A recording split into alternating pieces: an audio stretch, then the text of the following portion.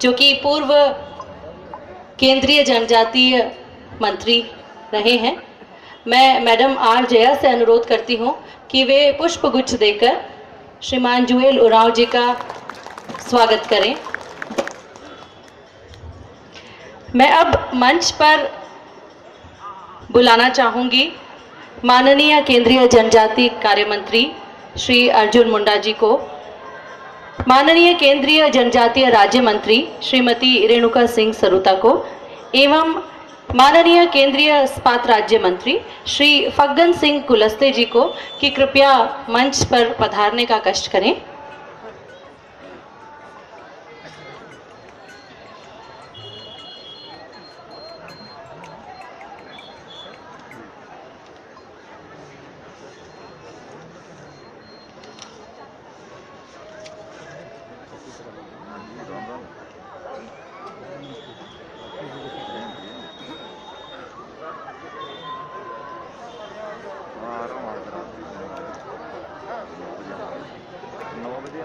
रात को पहुंच जाऊंगा, कल सुबह पहुंचूंगा, रात को आऊंगा यहाँ।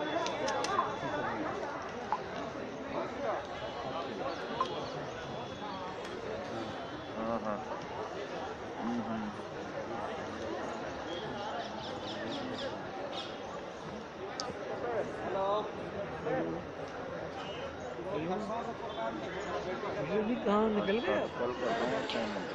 धन्यवाद मंत्री महोदय। मैं यहाँ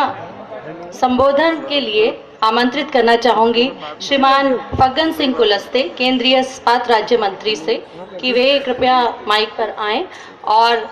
यहाँ बैठे कलाकारों को और विशिष्ट अतिथियों को संबोधित करें।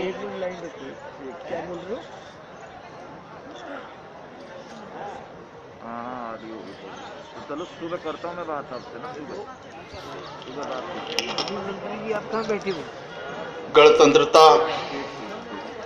दिवस समारोह के आज हमारे अंतिम दिवस पर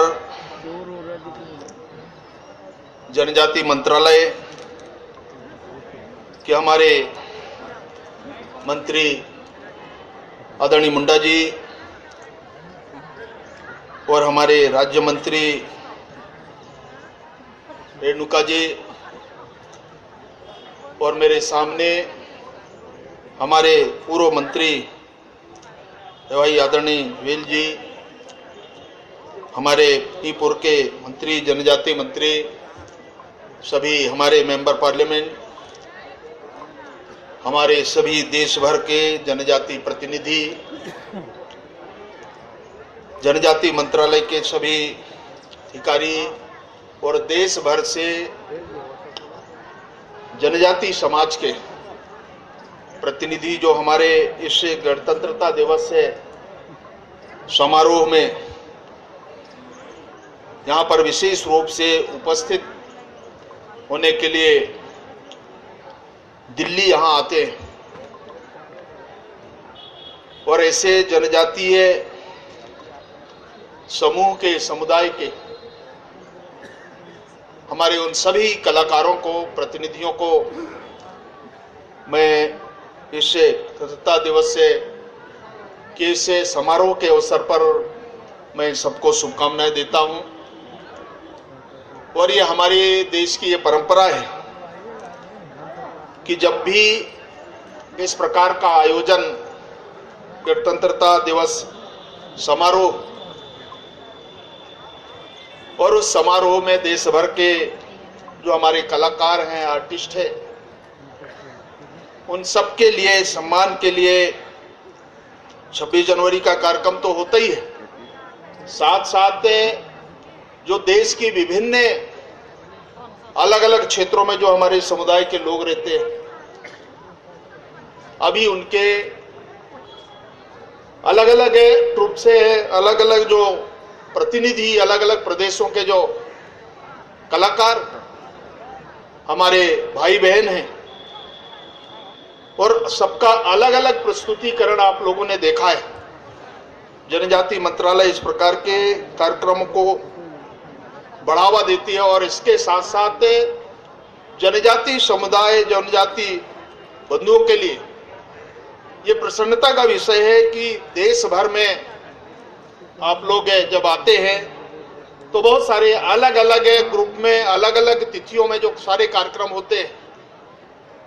और उनमें से आज का ये जो दिन है, विशेषकर जनजाति मंत्रालय इस कार्यक्रम को विशेष रूप से उनके और देश के इस जनजाति इसको आयोजित करता है, और उसमें से हमारे भाई और बहन उपस्थित होते हैं। मैं उनको भी आज जनजाति मंत्रालय के हमारे जो मंत्री जी हैं आदरणीय मुंडा जी को भी बधाई देता हूं, रूता जी को भी, कि आप लोगों ने पूरे देश के जनजातियों को एक प्रकार के इस अवसर में उनको अपना एक प्रस्तुतिकरण करने का, उनकी अलग अलग प्रकार के जो वेशभूषा है, उनकी संस्कृति है, इस परंपरा को और भी सिद्ध करने के लिए जो इस प्रकार का कार्यक्रम करते हैं। और इसलिए मैं विभाग के उन हमारे आदरणीय मंत्री जी और उनके पूरे स्टाफ को भी बधाई देता हूं कि आज सम्मान पूर्वक के हमारे उन सारे देश भर के कलाकार, हमारे जो भाई बहन यहाँ उपस्थित हुए हैं, उनको भी एक सामूहिक रूप से अलग अलग है जो प्रस्तुतिकरण करने का अवसर ये विभाग दिया है। हमेशा ये हमारी परंपरा रही है। मैं चाहता हूँ कि आप सब कलाकारों को भी मैं बहुत बहुत बधाई देता हूँ, शुभकामनाएं देता हूँ और अपने इन शब्दों को विराम देता हूँ। धन्यवाद, नमस्कार।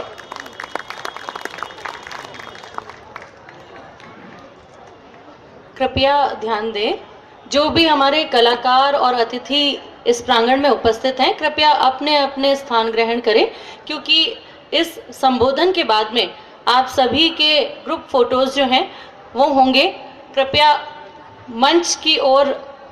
जब आपको बुलाया जाए तब आप मंच की ओर आएं, लेकिन उससे पहले यहाँ आकर के अपना स्थान ग्रहण करें। जितने भी कलाकार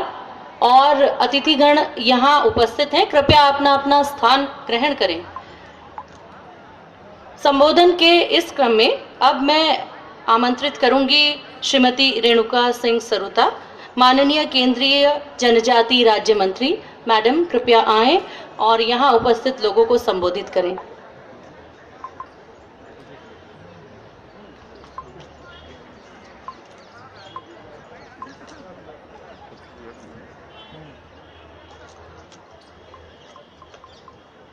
जनजाति मंत्रालय द्वारा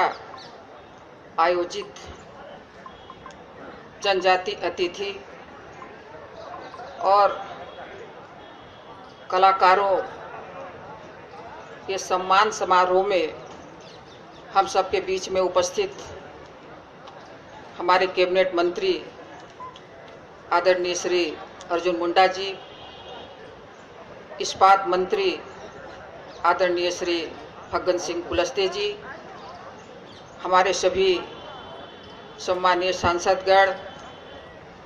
हमारे वरिष्ठ नेता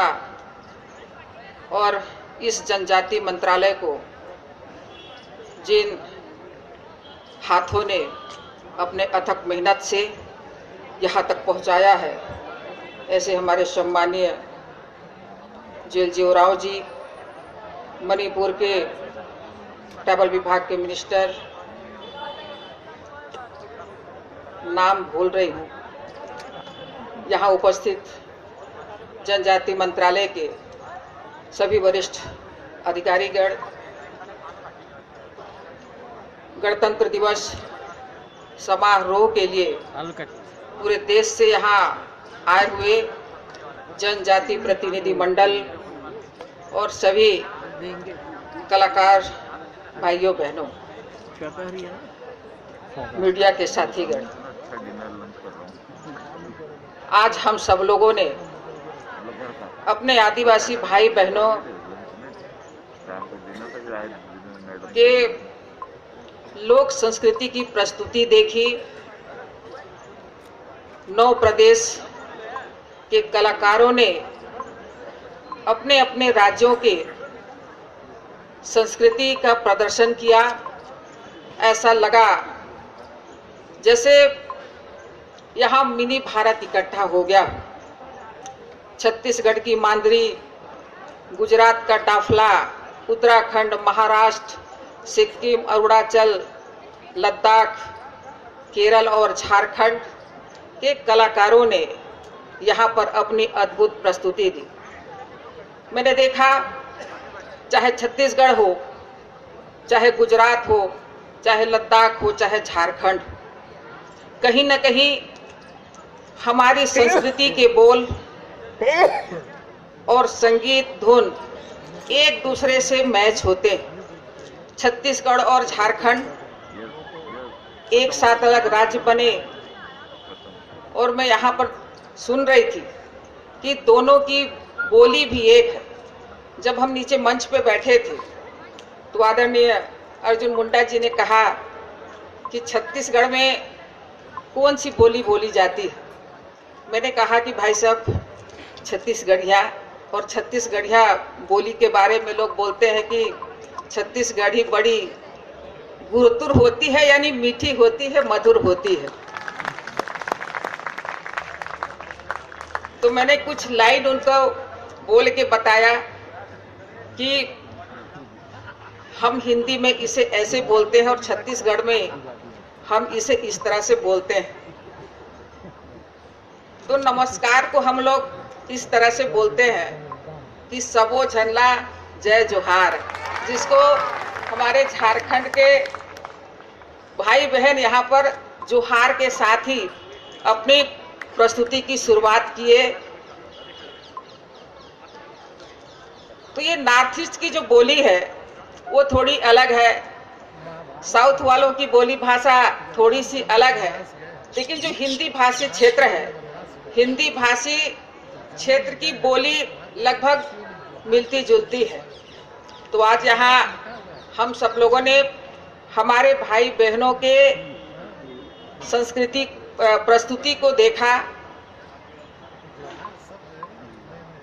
मैं कह सकती हूँ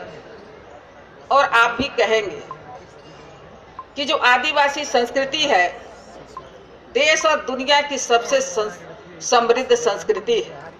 जिसकी झलक हम लोगों को यहाँ पर देखने को मिली। हमारे कलाकार, हमारे अतिथि हर एक गणतंत्र दिवस के अवसर पर ढेर सारे समूह के साथ दिल्ली आते हैं, राजपथ में अपनी प्रस्तुति देते हैं, माननीय प्रधानमंत्री जी के साथ उनकी फोटोग्राफी होती है। और पिछले वर्ष और इस वर्ष भी मुझे भी सौभाग्य मिला कि देश के जो एनएसएस और एनसीसी के नौजवान हैं और साथ में हमारे जो ट्राइबल भाई बहन हैं, इनके साथ फोटोग्राफी करवाने का भी अवसर मिला। इस वर्ष भी अवसर मिला। पिछले वर्ष आज का ये अवसर है, मैं चूक गई थी, लेकिन मैं आज सौभाग्यशाली मानती हूँ कि हमारे देश भर के भाई बहनों के साथ एक साथ यहाँ पर मिलने जुलने का अवसर मिला है। मैं अपनी बातों से आपको कुछ नहीं दे सकती हूँ, लेकिन मैं कहूँगी कि आज के इस मंच से मैं हमारे देश में फैले हुए तमाम आदिवासी भाई बहनों से, उनकी संस्कृति से, उनके लोक नृत्य से, उनकी मीठी बोली से, उनकी भाषा से, उनके बाजे से और उनके वेशभूषा से मैं बहुत कुछ सीख के जा रही हूँ। आप लोगों ने कई दिन यहाँ दिल्ली में बिताए। दिल्ली में बहुत सारे लोगों के साथ आप मिले जुले, कई वर्गों के साथ आप मिले जुले, आपने बहुत कुछ सीखा, सुना।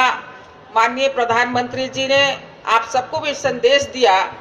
वोकल फॉर लोकल के लिए भी आप सबको प्रेरित किया कि इस कोरोना महामारी के पीरियड पर हम सब लोगों ने एक संकट को झेला है। और आजकल हम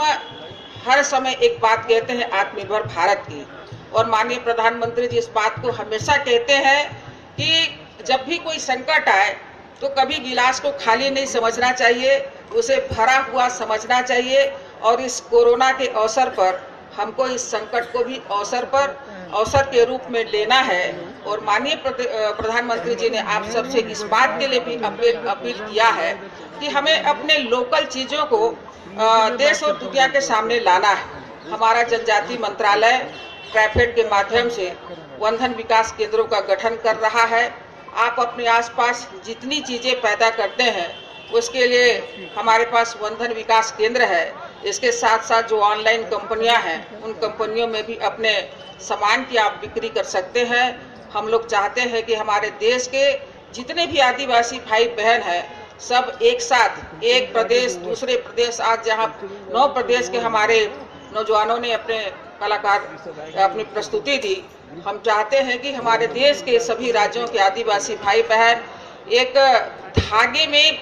एक माला के तरह पिरोएं, ताकि हम सबका जो नारा है, सबका साथ सबका विकास, आपका विकास हो। और आज मैं आप सबसे ये कहूँगी कि आज यहाँ पर आप जो भी चीज़ें सीख के जा रहे हैं, इनको अपने दोस्तों को बताएं, अपने गांव में फैलाएं, अपने ब्लॉक में फैलाएं, अपने ज़िले में फैलाएं। और यहाँ की जो यादें हैं, यहाँ दिल्ली में आकर आपने जो भी झलक देखा, चाहे गणतंत्र दिवस समारोह का अवसर हो, या माननीय प्रधानमंत्री जी के साथ आपकी फोटोग्राफी हो, या तो फिर आज जनजाति मंत्रालय के माध्यम से हमारे तमाम लोगों के साथ आपका जो मिलना बैठना हो, इन सब बातों को आप एक यादों में यहाँ से लेकर जाएं और अपने गांव, जिले में इसका सही संदेश को प्रचारित करें। आप सबको बहुत बहुत बधाई, ढेर सारी शुभकामनाएं। इसी के साथ मैं अपनी बात को समाप्त करती हूँ। जय हिंद।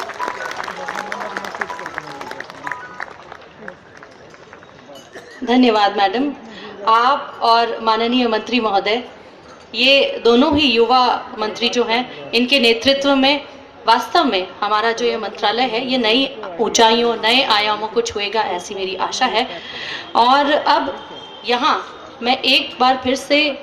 उन सभी लोगों को यहाँ पंडाल में बुलाना चाहूँगी जो हमारे झांकी कलाकार हैं और हमारे अतिथि हैं। कृपया अपना अपना स्थान ग्रहण करें, क्योंकि इसके बाद में फ़ोटो सेशन होगा और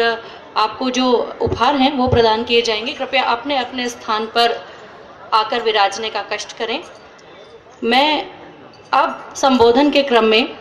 बुलाना चाहूँगी माननीय केंद्रीय जनजाति कार्य मंत्री श्रीमान अर्जुन मुंडा जी को। मंत्री महोदय कृपया माइक पर आएं और संबोधित करें।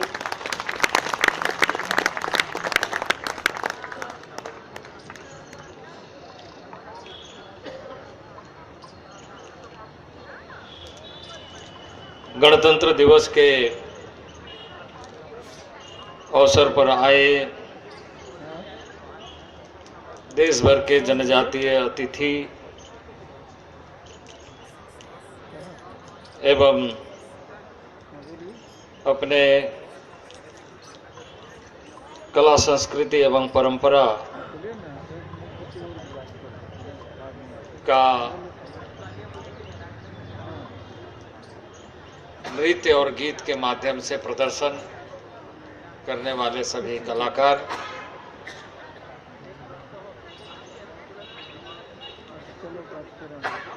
आज के जो यह दिवस है, इसी के अवसर पर है कि गणतंत्र दिवस के अवसर पर आए अतिथियों का सम्मान किया जाए। इस अवसर पर जनजातीय मंत्रालय के हमारी राज्य मंत्री रेणुका सिंह सरूता जी, राज्य मंत्री इस्पात मंत्रालय फग्गन सिंह कुलस्ते जी, हमारे पूर्व मंत्री और वरिष्ठ सांसद जुएल उरांव जी, हमारे राज्यसभा सांसद और झारखंड प्रदेश के अध्यक्ष दीपक प्रकाश जी, हमारे राष्ट्रीय उपाध्यक्ष और सांसद अन्नपूर्णा देवी जी, हमारे वरिष्ठ सांसद सम्मानित जसकौर मीणा जी, संपतिया उइके जी, हमारे राज्यसभा सांसद भाई समीर उरांव जी, बीडी राम जी, हमारे विद्युत बरण महतो जी, सांसद चंद्र प्रकाश चौधरी जी, सांसद सुनील सोरेन जी, जनजातीय मंत्री मणिपुर मिस्टर बाल्तो, रांची के मेयर आशा लकड़ा जी, और इस अवसर पर हमारे बहुत सारे पूर्व विधायक यहाँ पर उपस्थित हैं, वरिष्ठ प्रतिनिधि यहाँ पर उपस्थित हैं, और जो प्रधानमंत्री के विशेष अतिथि जनजातीय समुदाय के लगभग इस बार 22 राज्यों से 63 जनजातीय अतिथि, जिनके बारे में अभी रेणुका जी ने आपको बताया कि प्रत्येक राज्य से अतिथि के रूप में प्रधानमंत्री से मिलने के लिए और गणतंत्र दिवस के कार्यक्रम में सम्मिलित होने के लिए आते हैं। और इसी क्रम में 24 तारीख को माननीय प्रधानमंत्री जी से सभी का मिलना हुआ। जो नृत्य और सांस्कृतिक टोली है उनके साथ में भी कुछ कार्यक्रम भी हुए और उन लोगों के साथ में फोटोग्राफी हुआ। और इसके साथ साथ जो डिफेंस के एनसीसी के और जो देश के सुरक्षा में बहुत प्रमुख भूमिका निभाने वाले, वो माननीय प्रधानमंत्री जी के विशेष अतिथि के रूप में वो सम्मिलित होते हैं। उनको चुना जाता है इस कार्यक्रम के लिए। तो ऐसे जनजातीय समुदाय से आए हुए प्रतिनिधियों को और इस समारोह में आज उपस्थित आप समस्त जनों को मैं इस मंत्रालय की ओर से हार्दिक अभिनंदन करता हूं और आप सबको बहुत बहुत बधाई देता हूं। यह हमारे लोकतांत्रिक गणतांत्रिक मूल्य है, जिन मूल्यों के आधार पर हम सशक्त और व्यवस्थित ढंग से इस देश में अपनी भूमिका सुनिश्चित करते हैं और लगातार आगे बढ़ रहे हैं। हमारा संविधान हमें यह ताकत देता है कि देश के विभिन्न हिस्सों में रहने वाले जनजातीय समुदाय अपनी परंपराओं के साथ, अपनी व्यवस्था के साथ और अपनी जो अनूठी जीवन, सहज जीवन है, उसके साथ लोकतांत्रिक मूल्यों पर आस्था रखने वाले तमाम लोग आगे बढ़े। और यही हमारी ताकत है। और इसी कारण से इन्हीं परंपराओं का निर्वहन करते हुए प्रधानमंत्री जी विशेष तौर से अतिथि के रूप में आने का न्योता देते हैं, मिलते हैं। गणतांत्रिक व्यवस्था के अनुसार जो हमारा विशेषता है, उन विशेषताओं को हम और अच्छे ढंग से पूरा कर सके। गणतंत्र दिवस के अवसर पर उपस्थित होकर के एक तरीके से उस आयोजन में हम संकल्प लेते हैं और यह हमारी बहुत बड़ी ताकत है। आज इस अवसर पर जब हम यहाँ पर एकत्रित हैं तो हमें उन मूल्यों के साथ, जिसे हमारे पूर्वजों ने हमें सौंपा है,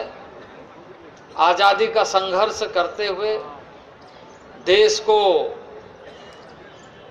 आज़ादी दिलाते हुए आगे कैसे बढ़ाया जाए और हम आगे कैसे बढ़ें। संवैधानिक व्यवस्था हमें जो ताकत देता है उसका उपयोग, सदुपयोग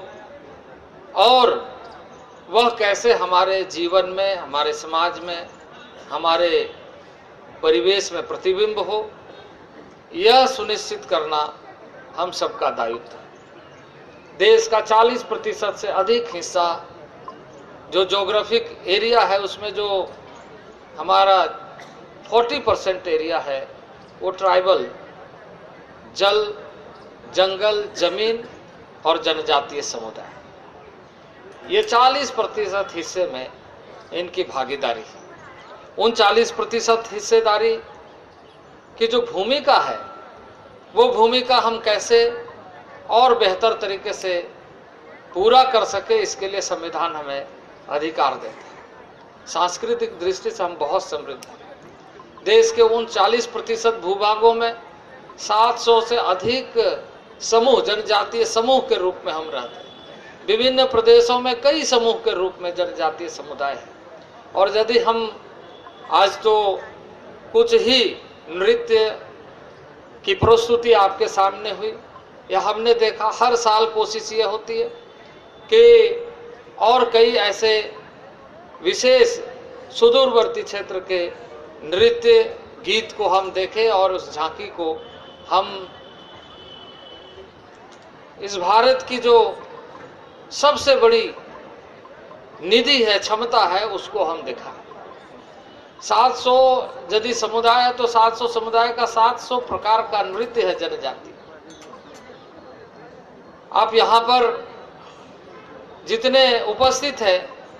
ये बहुत कम है, लेकिन आप किसी भी एक राज्य में जाएंगे तो जब सभी जनजातीय समुदाय का अलग अलग नृत्य है,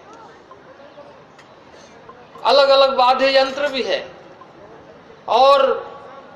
अपने अपने ढंग से प्रकृति का अनावरण करते हुए उत्सव मनाने का रिवाज है। और उस उत्सव में स्टेज परफॉर्मेंस के नाते नहीं, बल्कि मन की उतंगता, मन का एक खुलापन, जिसे कोई किसी भी बच्चे को ट्राइबल में, आदिवासी में सिखाया नहीं जाता, वो खुद सीखने लग जाता है अपने से। तो इसका नेचुरल कोर्स होता है अपने समुदाय और समाज में, और उस नृत्य को बहुत अच्छे ढंग से परफॉर्म करता है। तो ये इसके पीछे ये उद्देश्य है कि ऐसे चीज़ों को हम देखें भी, समझें भी, और जो संवैधानिक व्यवस्था के आधार पर हमें मजबूत होने के लिए जो ताकत प्रदान करता है, उसका हम सही ढंग से उपयोग करें। आज 40% भूभाग के अंदर जो विशेष तरीके से प्रावधान है कि हमें यह अधिकार देता है कि जंगल के अंदर रहने वाला जंगल का मालिकाना है, जंगल का मालिकाना हक उनका है, इंडिविजुअल तरीके से भी और कम्युनिटी के तरह से भी। कम्युनिटी फॉरेस्ट राइट के ऊपर मैं इस अवसर पर जरूर कहूँगा कि जो हमारा CFR है, कम्युनिटी फॉरेस्ट राइट के आधार पर जो हमें ये बताया गया है कि उन सारे चीज़ों का प्रबंधन, इसलिए माननीय प्रधानमंत्री जी ने हमेशा अपनी भावना में इस वक्त को अभिव्यक्त किया, या कहीं भी जब भी उन्होंने संबोधित किया है तो इसका उल्लेख किया है कि जो वन उपज है या वन संसाधन है, उसका जो जनजातीय संसाधन के साथ समावेशी जीवन है, उसको लगातार बना के कैसे रखा जाए, और उसके साथ हमारा लगातार जुड़ाव होना चाहिए। जो जनप्रतिनिधि हैं वो, जो सामाजिक क्षेत्र में काम कर रहे हैं वो, जो सांस्कृतिक क्षेत्र में काम कर रहे हैं वो, जो शैक्षणिक क्षेत्र में काम कर रहे हैं, उस समावेशी व्यवस्था जो है वो व्यवस्था से कटाव न हो, उसके साथ जुड़ा रहे। इसलिए इस अवसर पर मैं निश्चित रूप से कहूँगा कि जहाँ हम उत्सव मना रहे हैं, उत्सव के साथ साथ हमें इस बात का ध्यान अपने अपने प्रांतों में रखना चाहिए, और इस बारे में जानकारी लेना चाहिए कि जो हमारा संवैधानिक व्यवस्था के आधार पर यह अधिकार हमें प्रदान किया जाता है, उसका सही तरीके से उपयोग हम कैसे करें। कम्युनिटी फॉरेस्ट राइट यानी आपके रेवेन्यू विलेज के अंदर में जो भी फॉरेस्ट एरिया है, उसकी देखरेख से लेकर, सुरक्षा से लेकर, उसके जितने भी फायदे आपको मिलने हैं वनोपज का, वो सारा फायदा आपको मिले। और वो प्रधानमंत्री जी की सोच है, बंधन केंद्र के माध्यम से वहीं यदि अधिक उपज हो तो उसका वैल्यू एडिशन होना चाहिए, और यदि कम है तो उसका उस ग्राम सभा और उस ग्राम सभा को अधिकार देता है पेशा, पंचायती राज एक्सटेंशन जो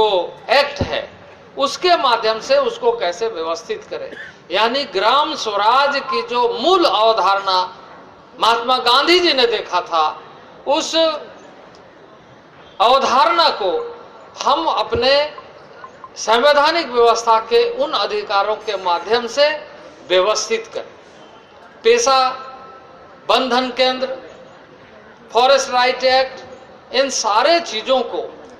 एक दृष्टि के साथ देखते हुए, चाहे वो लेह लद्दाख में रहने वाले लोग हों, चाहे वो उत्तराखंड में रहने वाले लोग हों, चाहे वो मध्य प्रदेश में रहने वाले लोग हों, चाहे छत्तीसगढ़ में, चाहे उड़ीसा में, चाहे वो अरुणाचल में, मिजोरम में, त्रिपुरा में, आसाम में, सिक्किम में, बंगाल में या महाराष्ट्र में या गोवा में, गुजरात में, जहां कहीं भी जनजातीय समुदाय है, इन सारे चीजों का उपयोग राष्ट्र निर्माण के दृष्टि से, और राष्ट्र निर्माण का जो दृष्टि है वो इस बात को प्रतिबिंब करेगा कि आप किस तरीके से स्वावलंबन के दिशा में इन सारे चीजों के साथ जुड़ रहे हैं, आप किस तरीके से अपने उन अधिकारों का उपयोग समाज, परिवार और उससे ही बनता है राष्ट्र। जब जिस देश का नागरिक खुश होगा वह देश खुश होगा। उस देश की खुशहाली का पैमाना उस देश की जनता जिस दिन खुश होगी तो देश खुशहाल बनेगा। इसलिए जनजातीय समुदाय के लिए गर्व का विषय है कि हम देश के 40% हिस्से में जो जमीन है उसके हिस्से में रहते हैं। हम पर्यावरण के बहुत नजदीक रहते हैं। हम प्रदूषण से दूर रहने की हमारे जीवन परंपरा है, उसके साथ रहते हैं। हम सुदूरवर्ती क्षेत्र में रहते हैं, पहाड़ों के ऊपर में रहते हैं, कठिनाइयों में रहते हैं, लेकिन इसके बावजूद हम खुले आकाश के साथ जीना जानते हैं, प्रकृति के साथ जीना जानते हैं और प्रकृति के साथ कैसा रहना चाहिए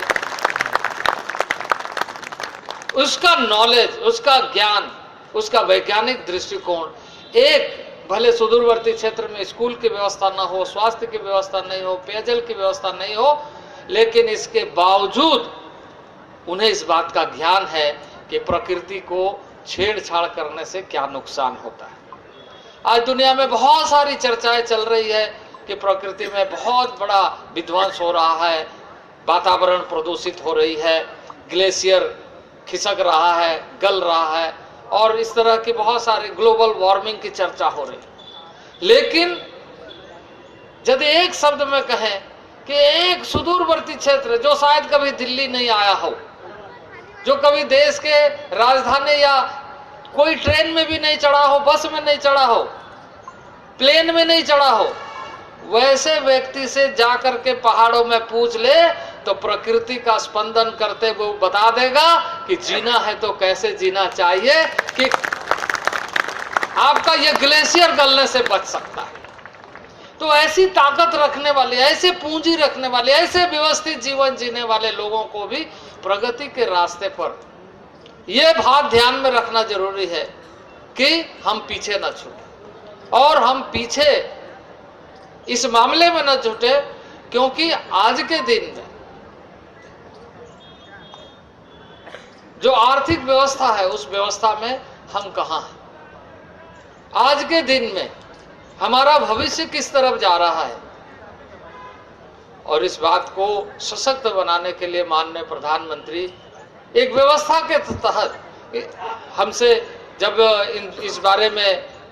कभी भी चर्चा होती है तो इस बात पर जोर देते हैं कि इन सारे चीजों को इंस्टीट्यूशनलाइज करते हुए, इन सारे चीजों को संस्थागत करते हुए कैसे एक व्यवस्थित व्यापक क्षितिज बने और हम उसमें आगे बढ़े। देश के जनजातीय और जनजातीय समुदाय और जनजातीय क्षेत्र जिस दिन विकास के अवधारणा को अच्छे ढंग से प्रस्तुत कर लेगा,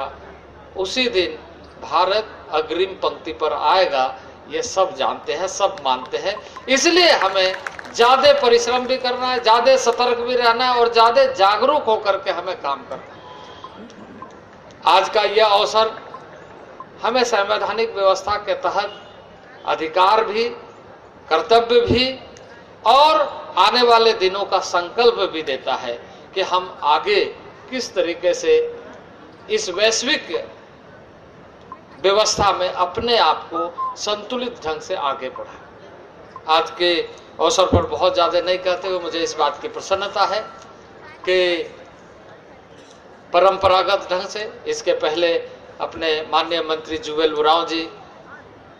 पहले परंपरा ये रही है आवास में करने के, लेकिन इस बार कोविड का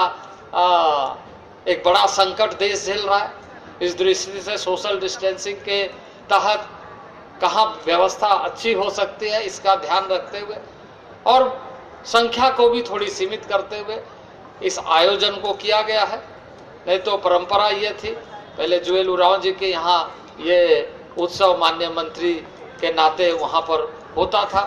पिछले साल आवास में ही हुआ था, लेकिन इस बार कोविड के वजह से हम लोगों ने इस